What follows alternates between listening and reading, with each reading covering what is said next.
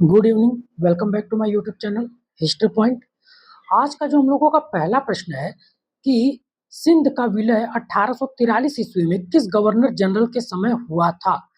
तो आपको जो भी ऑप्शन दिख रहा है, चारों के चारों व्यक्ति सिंध के विलय से संबंधित हैं, लेकिन पूछा और इसके बारे में हम लोग आगे अभी इसी वीडियोज में कवर कर लेंगे, ठीक है। तो इस प्रश्न का जो करेक्ट आंसर है वो लॉर्ड एलन बरो है। लॉर्ड एलन बरो जो कि 1842 से लेकर 44 तक भारत का गवर्नर जनरल है। इसके समय में सिंध का जो है विलय किया जा रहा है, ठीक है।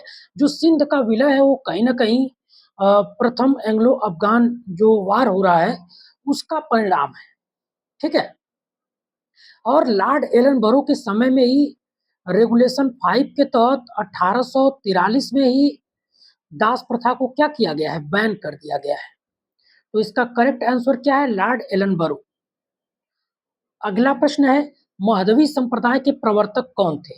तो महदवी संप्रदाय जिसका केंद्र जो अहमदनगर जो साउथ में पड़ता है वहां था, उसके प्रवर्तक जो है सैयद मोहम्मद थे, जो आपके जौनपुर के थे, ठीक है।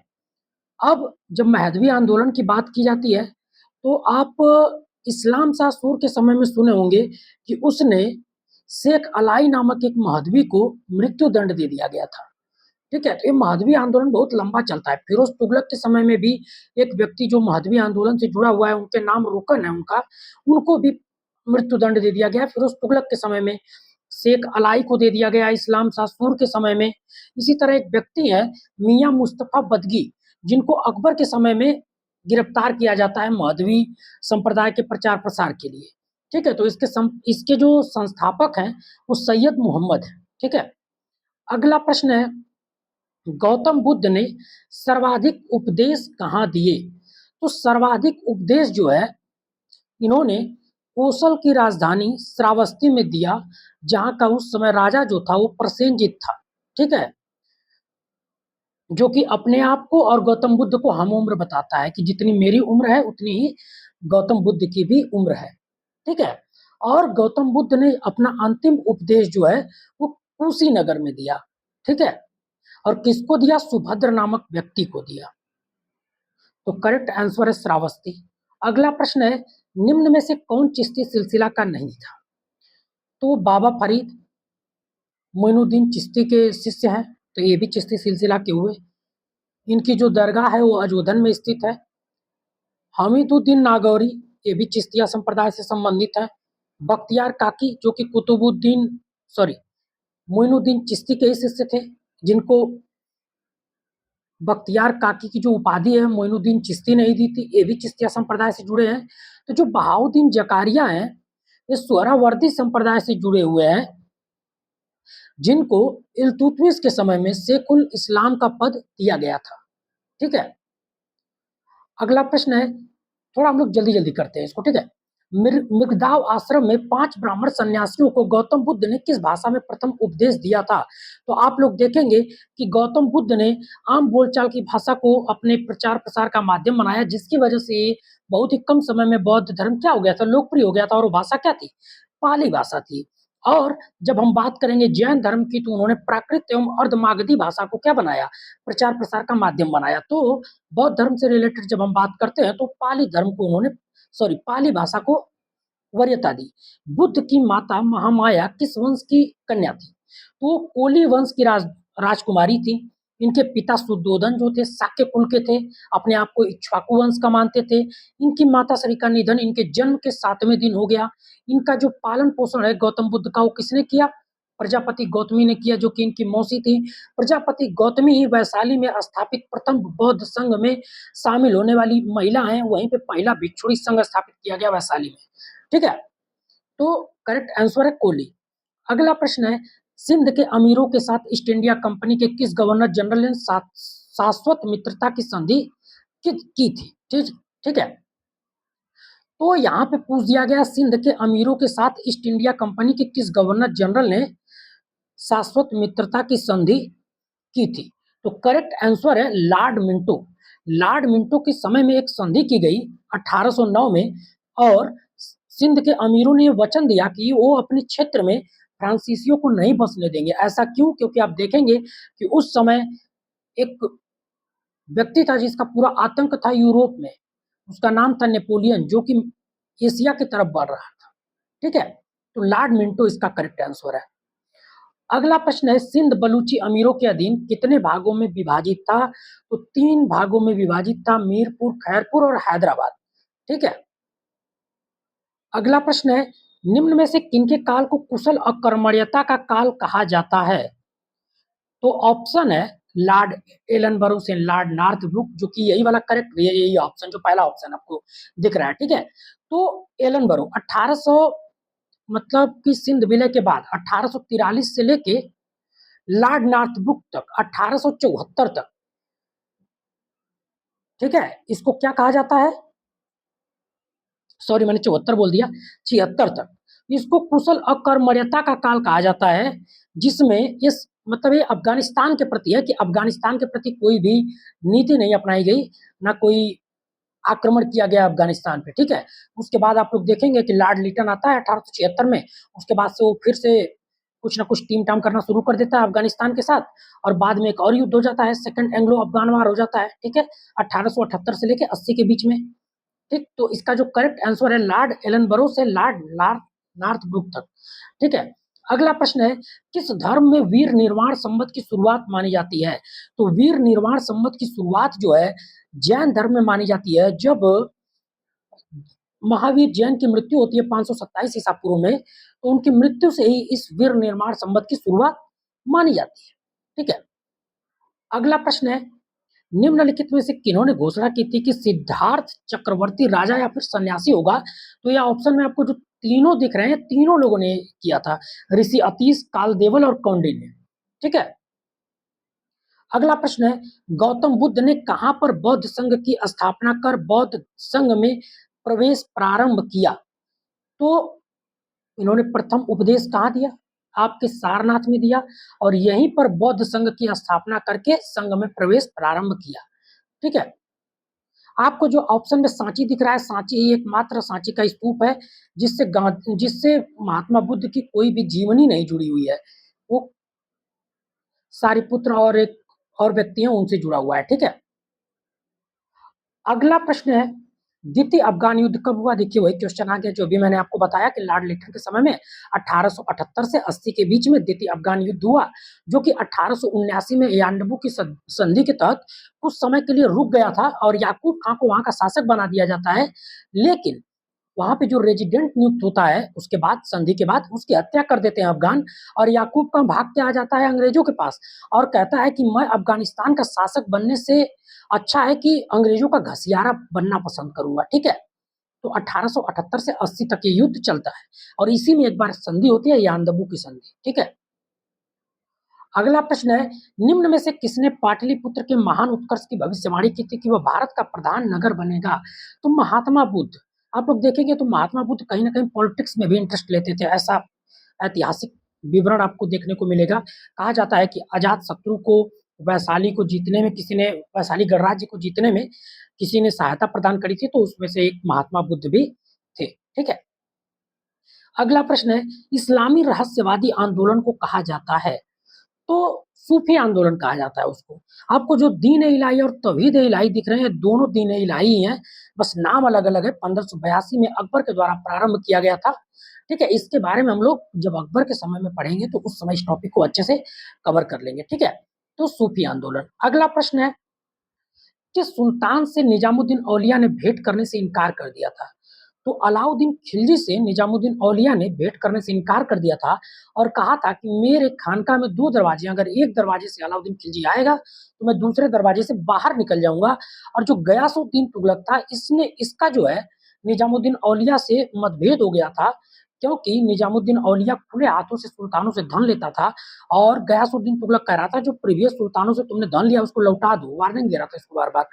ठीक है, इसी पे निजामुद्दीन औलिया ने इसको कहा था गयासुद्दीन तुगलक को, दिल्ली हुजूम दूरस, दिल्ली अभी दूर है, और देखेंगे आप लोग अफगानपुर में इसकी मृत्यु हो जाती है, दिल्ली तक पहुंच भी नहीं पाता है। ठीक है, तो निजामुद्दीन औलिया से ने भेंट करने से इनकार कर दिया था अलाउद्दीन खिलजी से। अगला प्रश्न है, वह सुल्तान जिसने सालार मसूद काजी से प्रभावित होकर सिर का मुंडन करवाया, तथा उसके साथ उसके मलिकों ने भी मुंडन करवाया। मालिक हो गया गलती से। तो ये इसका करेक्ट आंसर है फिरोज शाह तुगलक, जो कि बहुत ऑथेंटिक नहीं है, लेकिन यूपी असिस्टेंट प्रोफेसर एग्जाम में पूछा गया है और जो आंसर की जारी की गई है उसमें फिरोज तुगलक को आंसर माना गया है। सालार मसूद गाजी की मजार का जो निर्माण है 1250 में नासिरुद्दीन महमूद के द्वारा करवाया गया और बाद में उसका विस्तार जो है फिरोज तुगलक के द्वारा करवाया गया। तो इस प्रश्न का करेक्ट आंसर फिरोज तुगलक है। ऐसे भी आपसे सुल्तान पूछा गया था, हुमायूं और बाबर ऑप्शन में है तो पहले से इलिमिनेट हो गया क्योंकि वो बादशाह थे, उन्होंने कभी सुल्तान की उपाधि नहीं धारण करी। अब आपके पास 50-50 का चांस बचा, गयासुद्दीन और फिरोज। तो भाई कुछ भी करते हो सकता है आपका सही हो जाता। ठीक है, तो फिरोज तुगलक इसका करेक्ट आंसर है। अगला प्रश्न है, निम्न में से किस सुल्तान ने कुष्ठ रोग के निदान के लिए सालार मसूद गाजी के मजार की यात्रा की थी? तो बंगाल के सुल्तान हाजी इलियास ने कुष्ठ रोग के निदान के लिए सालार मसूद गाजी के मजार की यात्रा की थी। और देखेंगे कि सालार मसूद गाजी जो है महमूद गजनवी की सेना में एक सेनापति के रूप में है और उसका रिश्तेदार है। ठीक है, और सालार मसूद गाजी की जो मृत्यु है सुहल देव से लड़ते हुए हुई है। ठीक है, करेक्ट ऑप्शन है हाजी इलियास। अगला प्रश्न है, यह संधि किसके द्वारा एक भरा हुआ गोला, एक संधि के बारे में कथन है, इस संधि जिसके द्वारा एक भरा हुआ गोला अमीरों के महल में रख दिया गया जिसे जब चाहे उसको विध्वंस करने के लिए विस्फोट कर दो। उपरोक्त कथन 1838 ईस्वी में अंग्रेज सिंध के अमीरों की संधि के संबंध में किसका है? तो ये बात जो है चार्ल्स नेपियर का है। चार्ल्स नेपियर अग्रगामी भूमिका निभा रहा है जब सिंध का विलय हो रहा है, वही उस समय सेनापति है सिंध विलय का। ठीक है, तो इसने बहुत सारे कथन कहे हैं जैसे कि सिंध का विलय तो अफगान अफगान अफगान युद्ध का पूंछ थी। अफगान तो भले नहीं जीत पाए लेकिन सिंध को इन्होंने जीत लिया। इन्होंने कहा कि सिंध को जीतने का हमको कोई अधिकार नहीं है लेकिन फिर भी हमें ये दुस्साहस करेंगे। ठीक है, ये सब चार्ल्स नेपियर के कथन है। ठीक है, तो इसी ने 1838 में ये बात कही है। ठीक है, 1838 में 1832 में कर्नल पुटिंगर के साथ एक संधि हुई रहती है व्यापारिक, उसी को 1838 में वापस से पुष्ट किया जाता है। कर्नल पुटिंगर ही उसमें शामिल रहता है और उसको और विस्तारित करके कह दिया जाता है कि एक रेजिडेंट आप अपने दरबार में रखेंगे। उसी को इसने विस्फोटक गोले की संज्ञा दी है चार्ल्स नेपियर। ठीक है, अगला प्रश्न है, बुद्ध ने अपना अंतिम उपदेश कहाँ दिया था? तो बुद्ध ने अपना अंतिम उपदेश सुभद्र को कुशीनगर में दिया था। ठीक है, अगला प्रश्न है, बुद्ध ने, थोड़ा सा मिस्टेक हो गया, बुद्ध ने गृह त्याग के पश्चात किस नदी के किनारे मुंडन करवाकर भिक्षु वस्त्र धारण किए थे? तो इस प्रश्न में तो कुछ ज्यादा ही मिस्टेक दिख रहा। तो अनोमा नदी के किनारे उन्होंने ये सारी प्रक्रिया पूर्ण की थी। ठीक है, 29 वर्ष की अवस्था में। 1842 ईस्वी में लॉर्ड ऑकलैंड के स्थान पर गवर्नर जनरल कौन बने? मैंने अभी आपको पीछे की वीडियो में बताया कि 1842 से 1844 तक का कार्यकाल जो है लॉर्ड एलन बरो का है। ठीक है, तो लॉर्ड एलन बरो बने। और इसमें एक ही और गवर्नर जनरल है लॉर्ड मिंटो, जिसका कार्यकाल है 1807 से लेकर 13 तक। ठीक है, बाकी जो अलेक्जेंडर बर्न्स है, कर्नल पुटिंगर है, ये सिंध से संबंधित है। जो सिंध का इतिहास है, जो सिंध का विलय हुआ, उसके जो घटनाक्रम है उससे संबंधित है। ठीक है, तो एलन बरो इसका करेक्ट आंसर है। अगला प्रश्न है, सिंध का विलय कोई एकाकी घटना नहीं है, यह तो अफगान तूफान की पूछ थी। वही बात मैंने अभी आपको पीछे की वीडियो में बताया। ये किसका कथन है? चार्ल्स नेपियर का कथन है। ठीक है, अगला प्रश्न, सिंधु नदी के सर्वेक्षण अभियान का नेतृत्व किसने किया था? तो अलेक्जेंडर बर्न्स ने किया था और इसको कराने का आदेश लॉर्ड एलन बरो ने दिया था। लेकिन 1831 में जब ये आदेश दिया गया उस समय लॉर्ड एलन बरो भारत का गवर्नर जनरल ना होके बोर्ड ऑफ कंट्रोल का क्या था? हेड था। ठीक है, अगला प्रश्न है, 1832 ईस्वी में कर्नल पोटिंगर के साथ की गई संधि को कब दोहराया गया? वही चीज जो मैंने आपको बताया कि 1832 में एक व्यापारिक संधि हुई थी जिसको 1838 में दोहराया गया और साथ ही साथ उसको विस्तार करके एक रेजिडेंट को रखने की सहमति दे दी सिंध के अमीरों ने। ठीक है, अगला प्रश्न है, कुशल अकर्मण्यता की नीति का प्रणेता किसे माना जाता है? तो कुशल अकर्मण्यता की नीति का प्रणेता जो है जॉन लॉरेंस को माना जाता है। तो अब यहाँ पे कुछ कुछ और बात कर लेते हैं। हस्तक्षेप की नीति किसने अपनाई? जॉन सोर ने, जो 1793 से लेके 1799 तक क्या है? बंगाल का गवर्नर जनरल है। ठीक है। उसके बाद 1813 से लेके 23 तक लॉर्ड हेस्टिंग्स है, जो ब्रिटिश पैरामाउंसी की स्थापना करता है, ब्रिटिश सर्वोच्चता की स्थापना करता है। ठीक है।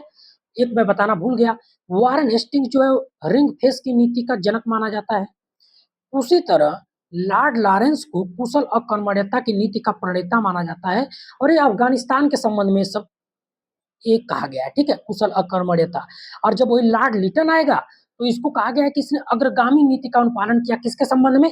अफगानिस्तान के संबंध में, क्योंकि आप लोग देखेंगे कि ये आते ही फिर से क्या कर देता है? अफगानिस्तान पे आक्रमण कर देता है। ठीक है। तो इसका जो करेक्ट आंसर है वो जॉन लॉरेंस है। और जो आपको ऑप्शन में लॉर्ड नॉर्थब्रुक दिख रहे हैं, इनका जो कार्यकाल है 1872 से लेके 76 तक है। ठीक है। तो अगले प्रश्न पे चलते हैं। निम्न में से किसने बुद्ध के गृह त्याग का कारण शाक्यों तथा कोलियों के मध्य रोहिणी नदी जल विवाद को बताया है? तो डीडी कौशाम्बी ने बताया है। ठीक है। अगला प्रश्न है, गंडमक की संधि निम्नलिखित में से किस वर्ष संपन्न हुई थी? तो गंडमक की संधि अब इसमें देखिए 1879 में हुई है। अब दो ऑप्शन दे दिया, हो सकता है मैं भी भूल गया हूं कि कौन सा ऑप्शन है, तो हम चलिए करते हैं इसको, मान लीजिए 26 मई 1879, तो वही करेक्ट आंसर है। तो जहां पे ऐसे डेट के साथ एक ही ईयर कहा जाता है ना, तो थोड़ा सा दिक्कत हो जाती है। ठीक है। तो 1879 में गंडमक की संधि हुई है। शाह शुजा अंग्रेजों एवं रणजीत सिंह के बीच त्रिदलीय संधि कब संपन्न हुई थी? तो त्रिदलीय जो संधि है वो जून 1838 में संपन्न हुई, और यही शाह शुजा है जिसने रणजीत सिंह को कोहिनूर हीरा प्रदान किया था। ठीक है। अगला प्रश्न है, महात्मा बुद्ध ने 35 वर्ष की आयु में उर्वेला में किस वृक्ष के नीचे समाधि की अवस्था में 49वें दिन वैशाख पूर्णिमा की रात सेनापति ग्राम में ज्ञान की प्राप्ति की? ठीक है। तो करेक्ट आंसर है इसका अश्वत्थ। इसका मतलब होता है वट वृक्ष, पीपल, सॉरी वट वृक्ष। ठीक है। सॉरी, मैंने गलती से उसको वट वृक्ष बोल दिया, पीपल होता है इसका मतलब। ठीक है। तो आपको कहीं पीपल दिख नहीं रहा तो आपको लगेगा कि गलत है, लेकिन ये अश्वत्थ का मतलब पीपल ही है। ठीक है। तो करेक्ट आंसर यही है। 35 वर्ष की आयु में रिजुपालिका नदी के, सॉरी निरंजना नदी, जिसको फल्गु या पुनपुन नदी भी कहा जाता है, बोध गया में इनको ज्ञान की प्राप्ति हुई थी। ठीक है। अगला प्रश्न है, बाणभट्ट आजीविकों को क्या कहकर संबोधित करता है? तो वो कहते हैं आपके मस्करीन। ठीक है। बाणभट्ट आजीविकों को मस्करीन कहते हैं, और वरामिहिर जो है इनको एक दंडिन कह के संबोधित करते हैं। और आजीवक संप्रदाय के जो संस्थापक थे वो मक्खली पुत्र गोसाल थे, जो कि भाग्यवादी थे। ठीक है। वो कहते थे कि कर्म कुछ नहीं है, जो है सब भाग्य पे, जो आपके भाग्य में होगा वो क्या होगा, वो आपको मिलेगा। ठीक है। अगला प्रश्न, अगले प्रश्न पे चलते हैं। ठीक है।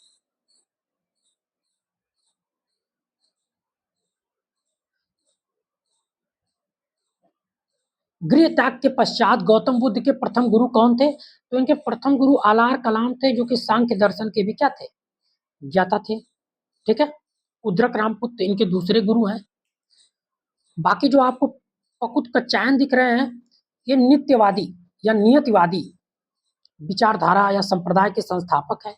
इनका कहना था कि ये जो संसार है, ये पृथ्वी, जल, वायु, अग्नि, दुख, सुख, एक और कोई रह गया, और आत्मा। ठीक है। इन्हीं सबसे मिलकर बना है, जो कि नित्य है। ठीक है। इसके अलावा जो संजय वेलुपुत्र आपको ऑप्शन में दिखाई दे रहे हैं, इनके अनुसार ये संशयवादी हैं। ठीक है। संदेहवादी हैं। इनका कहना है कि कोई भी व्यक्ति इतना विद्वान नहीं हो सकता है कि उसको सभी विषयों का ज्ञान हो जाए, इसलिए वो किसी एक मत पे नहीं पहुंच सकते। इन्होंने किसी भी मत का ना विरोध किया ना समर्थन किया। ठीक है। इनका कहना था कि हम उस योग्य कभी हो ही नहीं सकते कि हम ऐसा कर सके, इसलिए इनको संदेहवादी कहा जाता है। ठीक है। इसका करेक्ट आंसर हो जाएगा आलार कलाम। अगले प्रश्न पे चलते हैं। 1895 में कहां से एक स्तंभ लेख मिला है जिस पर हित बुधे जातिते शाक्य सुनीत लिखा है?